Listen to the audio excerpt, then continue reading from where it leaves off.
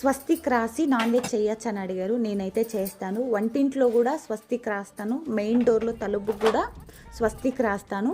గంధము, పసుపు, చవాదీ పౌడర్ 3 కలిపి స్వస్తిక్ రాస్తాను. అలా రాయడం వల్ల లక్ష్మీ కటాక్షము ఉంటుంది.